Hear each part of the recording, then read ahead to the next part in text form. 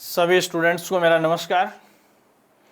इस YouTube channel के माध्यम से आज हम अपकृत्य विधि प्रथम वर्ष के इस प्रश्न पत्र के टॉपिक को आगे बढ़ाएंगे। और पिछली कक्षा में अपन ने प्रतिनिधिक दायित्व के संबंध में कुछ बातें डिस्कस की थी। उसमें मैंने आपको बताया था कि सामान्यतः व्यक्ति जो है वो उसी कार्य के लिए उत्तरदायी ठहराया जा सकता है जो उसने स्वयं किया है, लेकिन अपकृत्य विधि में कुछ ऐसी उदाहरणाएं भी अपने सामने आती हैं जिनमें व्यक्ति को स्वयं द्वारा न किए गए कार्य के लिए भी उत्तरदायी ठहराया जा सकता है। और उसमें मैंने 3 कैटेगरीज जो आपको बताई थी, उनमें से प्रिंसिपल और एजेंट की रिलेशनशिप के बारे में बता दिया था। और आज अपन प्रतिनिधिक दायित्व की श्रेणी में दूसरी जो कैटेगरी है उसके बारे में अपन अध्ययन करेंगे, जिसमें व्यक्ति को दूसरों द्वारा किए गए कृत्य के लिए भी उत्तरदायी ठहराया जा सकता है। और वो हेडिंग है अपने सामने भागीदार। पार्टनर्स जो हैं वो एक दूसरे के द्वारा किए गए कार्य के लिए प्रतिनिधिक दायित्व के अधीन होते हैं। विकेरियस लायबिलिटी के अंडर उनको रखा गया है। क्यों रखा गया है? तो देखो, विधि में केवल इसका बिल्कुल संक्षिप्त जवाब ये हो सकता है कि भागीदार जो है उनके बीच जो संबंध होते हैं वो प्रमुख और अभिकर्ता जैसे होते हैं, प्रिंसिपल और एजेंट जैसे होते हैं। इसलिए जो पिछली कक्षा में अपन ने बातें डिस्कस की थी वो लगभग बातें जो है वो यहाँ हम अप्लाई कर सकते हैं, या यूं कह सकते हैं कि भागीदारों पर प्रतिनिधिक दायित्व का सिद्धांत ठीक ऐसे लागू होता है जैसे प्रिंसिपल और एजेंट पर लागू होता है, या प्रमुख और उसके अभिकर्ता पर लागू होता है। यहाँ तो पहली बात को आप इसमें ये देखेंगे, देखो पहला बिंदु आपके सामने मौजूद है। इसमें लिखा है भागीदारों के बीच का संबंध प्रमुख एवं अभिकर्ता का होता है। इनके उत्तरदायित्व का उदाहरण अभिकरण विधि लॉ ऑफ एजेंसी के अनुसार होता है। सीधी सी बात यह कि पिछली कक्षा में अपन ने जो बातें डिस्कस की थी ठीक उसी रूप में पार्टनर्स एक दूसरे के प्रति विकेरियस लायबिलिटी को उदाहरण करते हैं। दूसरी बात देखो, इसमें अपन जो डिस्कस करेंगे वो क्या है, जब किसी फर्म के एक भागीदार द्वारा फर्म के व्यापार साधारण अनुक्रम में कोई दोषपूर्ण कार्य किया जाता है। देखिए वही बात है, एजेंट को अपने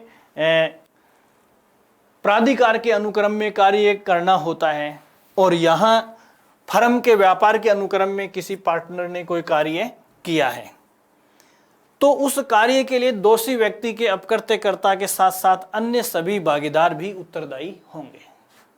लेकिन यहां मेन कंडीशन जो अपने लिए समझने लायक है वो यह है कि वो कार्य जो है वो फर्म के व्यापार के अनुक्रम में होनी चाहिए। यदि फर्म के व्यापार के अनुक्रम में वो कार्य नहीं हुआ है तो हम पार्टनर्स को विकेरियस लायबिलिटी के अंडर नहीं ले सकते। तो पहली बात देखो, जिस भागीदार द्वारा कोई अपकृत्य किया जाता है वो फर्म के व्यापार के अनुक्रम में किया जाना चाहिए, ये है। दूसरी बात देखो, यहां अपन जो डिस्कस करना चाहेंगे, फर्म के समस्त भागीदार अपकृत्यकर्ता एवं अन्य सब। देखो, जिस पार्टनर ने किसी अपकृत्य जनित कार्य को अंजाम दिया है और बचे हुए पार्टनर सभी की बात है, इसमें फर्म के समस्त भागीदार संयुक्त अपकृत्यकर्ता माने जाएंगे। देखो, ठीक जिस प्रकार अपन ने पिछले कक्षा में देखा था कि प्रिंसिपल और एजेंट दोनों को संयुक्त अपकृत्यकर्ता माना जा सकता है, ठीक इसी प्रकार अगर फर्म के किसी एक पार्टनर ने किसी प्रकार की मिस्टेक की है तो उसके लिए सभी को संयुक्त अपकृत्यकर्ता माना जाएगा और उनका जो दायित्व है वो संयुक्त या पृथक दोनों हो सकता है। देखो, ऐसे अपकृत्य के लिए उस अकेले पार्टनर के विरुद्ध भी वाद लाया जा सकता है जिसने अपकृत्य को अंजाम दिया है, या फिर वादी चाहे तो उस फर्म के सभी पार्टनर्स के विरुद्ध भी जो है वो वाद ला सकता है। ये दूसरा संबंध था। तीसरा संबंध हम जो देख रहे हैं वह है स्वामी और सेवक का। देखिए, स्वामी और सेवक के संबंध में महत्वपूर्ण जो बातें हैं वो क्या है। पहला है, जब कोई सेवक अपने नियोजन के अनुक्रम में in the course of employment कोई दोषपूर्ण कृत्य करता है तो स्वामी उसके लिए प्रतिनिधिक रूप से उत्तरदायी होगा। देखो, यहां भी ये बात है कि जब कोई सेवक अपने नियोजन के अनुक्रम में, पहली बात तो सर्वेंट को अपने ड्यूटी के अनुक्रम में कोई काम किया हो और उस दौरान उससे कोई अपकृत्य हुआ हो, दोषपूर्ण कार्य हुआ हो, तो स्वामी उसके लिए विकेरियस लायबिलिटी को धारण करेगा या स्वामी को प्रतिनिधिक रूप से उत्तरदायी ठहराया जा सकता है। तो पहला बिंदु ये था। दूसरा बिंदु देखिए आप इसमें, सेवक के दोषपूर्ण कार्य के लिए स्वामी के उत्तरदायित्व का सिद्धांत रेस्पोंडेंट सुपीरियर नामक सूत्र पर आधारित है, जिसका तात्पर्य है प्रमुख को उत्तरदायी होने दो, let the principal be liable. देखिए ये बहुत बड़ी बात है।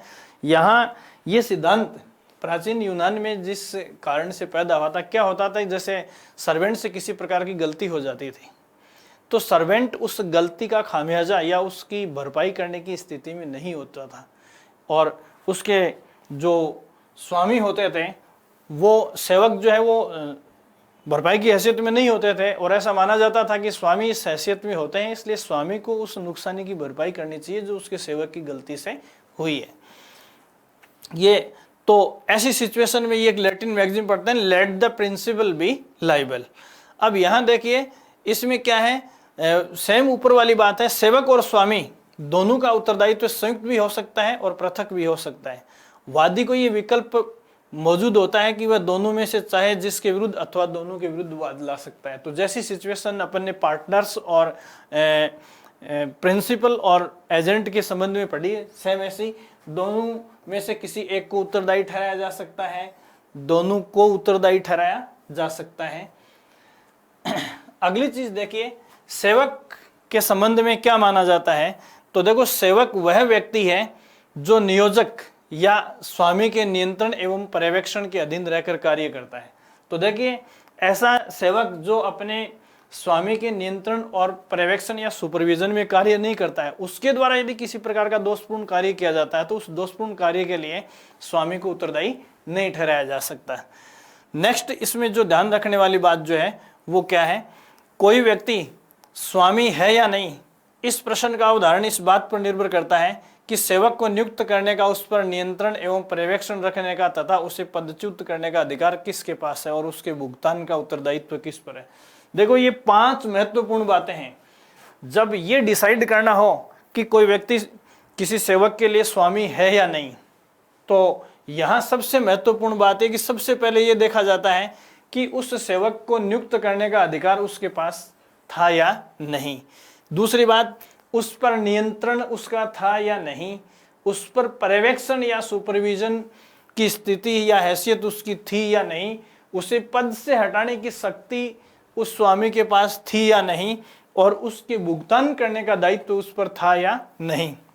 ये 5 चीजें जो आपके सामने हैं वो बहुत ही महत्वपूर्ण है। देखो नियुक्ति, नियंत्रण, पर्यवेक्षण, पदच्युत और भुगतान, ये 5 चीजें या ये जो 5 बातें हैं वो बहुत ही महत्वपूर्ण है कि किन्हीं 2 लोगों के बीच में मास्टर एंड सर्वेंट का जो संबंध था या नहीं था, ये डिसाइड करने के लिए। फिर अगला बिंदु देखिए, स्वामी और सेवक के संबंधों में सेवा की संविदा कॉन्ट्रैक्ट ऑफ सर्विस होता है, न कि सेवा के लिए संविदा कॉन्ट्रैक्ट फॉर सर्विस। तो यहाँ देखो ये भी एक महत्वपूर्ण मुद्दा है इन दोनों की पहचान करने का कि उनके बीच कॉन्ट्रैक्ट ऑफ सर्विस, सेवा की संविदा थी या कॉन्ट्रैक्ट फॉर सर्विस। अगर कॉन्ट्रैक्ट फॉर सर्विस है तो विकेरियस लायबिलिटी की स्थिति नहीं बनती, और कॉन्ट्रैक्ट ऑफ सर्विस है तो विकेरियस लायबिलिटी की स्थिति बनती है। फिर देखिए इस चैप्टर में जो महत्वपूर्ण बात आपको ध्यान में रखनी है वो है स्वतंत्र ठेकेदार की स्थिति के बारे में लिखा गया। स्वतंत्र ठेकेदार वह होता है जो किसी नियंत्रण या पर्यवेक्षण के अधीन नहीं रहता। अभी जैसे अपन नियंत्रण की बात कर रहे थे, तो देखो स्वतंत्र ठेकेदार जो है वो नियंत्रण के अधीन नहीं होते हैं। वह किसी कार्य को करने का भार अपने हाथ में लेता है तो कार्य करने के ढंग, मैनर्स ऑफ वर्क के विषय में अपना स्वयं का विवेक प्रयुक्त करता है, और इस निमित्त वह स्वयं अपना स्वामी है। तो स्वतंत्र ठेकेदार के ऊपर कंट्रोल की स्थिति जो है उससे इनकार किया गया है। फिर देखिए अगली जो बात है, सामान्यतः नियोजक उस स्वतंत्र ठेकेदार द्वारा किए गए अपकृत्य के लिए दायी नहीं होता जिसको उसने नियोजित कर रखा है, लेकिन इस सामान्य नियम के कुछ अपवाद हैं। देखो सामान्यतया इसमें लिखा गया है कि स्वतंत्र ठेकेदार के अपकृत्य के लिए दायी, स्वतंत्र ठेकेदार द्वारा किए गए अपकृत्य के लिए दायी नहीं होता जिस व्यक्ति ने उसे नियोजित किया है, लेकिन वह व्यक्ति कुछ सामान्य अपवादों के तहत उत्तरदायी माना जाएगा। या यूं कह सकते हैं कि जब स्वतंत्र ठेकेदार के अपकारों के लिए भी नियोजक उत्तरदायी नहीं होता है। पहला है इसमें कठोर दायित्व के मामले में नियोजक स्वतंत्र ठेकेदार के कृत्य के लिए उत्तरदायी होता है, जैसे कि रायलैंड बनाम फ्लेचर का नियम। स्ट्रिक्ट लायबिलिटी के मामलों में जो है नियोजक ठेकेदार के दोषपूर्ण कार्य के लिए उत्तरदायी माना जाएगा। दूसरा देखिए, किसी सड़क पर अथवा उसके समीप खतरा उत्पन्न करने पर भी नियोजक का दायित्व उत्पन्न होता है। ये टेरी बनाम एस्टन के वाद में डिसाइड किया था। और तीसरी बात जो ये है, यदि वादी को कारित अपकार ऐसा न्यूसेंस है जो पड़ोसी की भूमि से किसी सहारे को हटाने के रूप में है, तो प्रतिवादी उत्तरदायी है, चाहे भले ही क्षतिकारक कृत्य किसी स्वतंत्र ठेकेदार द्वारा संपन्न किया गया हो। फिर अगली स्थिति देखो, सेवक जो स्वामी के नियंत्रण में नहीं माने जाते हैं, उनमें पहली बात देखो, चिकित्सालय के प्राधिकारी अपने कर्मचारियों की वृत्तिक असावधानी के लिए उत्तरदायी होते हैं, जबकि पहले विधि ये थी कि चिकित्सालय के प्राधिकारी उन व्यवसायिक कर्मचारियों की उपेक्षा के लिए दायी न थे जिनके कार्य में व्यवसायिक सावधानी और चतुराई की आवश्यकता पड़ती है, क्योंकि ऐसे कर्मचारियों पर नियंत्रण स्थापित करने की शक्ति का उनमें अभाव होता है। इंग्लैंड में नेशनल हेल्थ सर्विस एक्ट 1946 के अंतर्गत चिकित्सालय प्राधिकारी का यह कर्तव्य है कि वह रोगी को समुचित चिकित्सा की व्यवस्था प्रदान करें। फिर देखिए, सेवक को किसी के सुपुर्द करने के मामले में क्या स्थिति है, तो ये देखिए आप, यदि ये ए अपने सेवक बी को कुछ समय के लिए सी के सुपुर्द करता है और बी एक अन्य व्यक्ति डी के खिलाफ अपकृत्य करता है, तो यहाँ प्रश्न ये उठता है कि बी ए का सेवक माना जाए या सी का सेवक माना जाए, अर्थात डी किसके विरुद्ध बी द्वारा किए गए अपकृत्य का वाद लाए।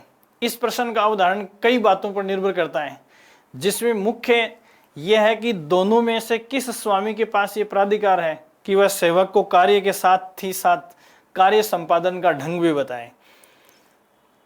तो ये देखो महत्वपूर्ण स्थिति है। कई बार हम किसी ऐसे व्यक्ति को किसी दूसरे व्यक्ति के यहाँ काम के लिए भेजते हैं और उस दौरान उससे कोई अपकृत्य हो जाता है, तो सीधी सी बात है कि उसके काम के ढंग के तरीके पर कंट्रोल अपना था या जिसके यहाँ अपन काम के लिए भेज रहे हैं उसका था। ये प्रश्न बताया गया कि विकेरियस लायबिलिटी के अंडर कौन आता है।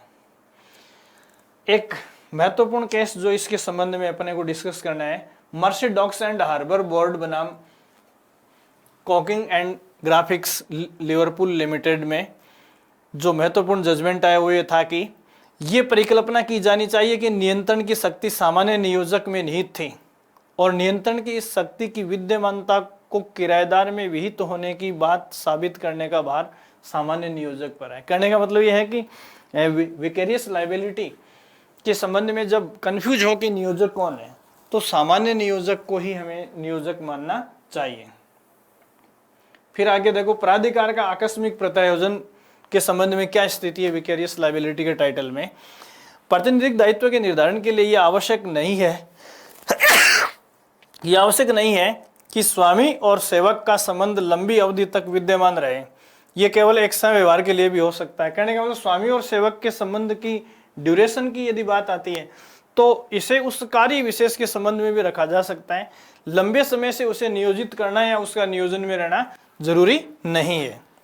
एक महत्वपूर्ण केस इसमें आर्म रोड बनाम क्रॉस व्हीले मोटर सर्विस लिमिटेड का है, जिसमें जो महत्वपूर्ण डिस्कस का मुद्दा था वो ये था कि एक करार स्वामी ने अपने मित्र से वर्कन हेड से मोंट कार्लो तक कार चलाने का निवेदन किया था।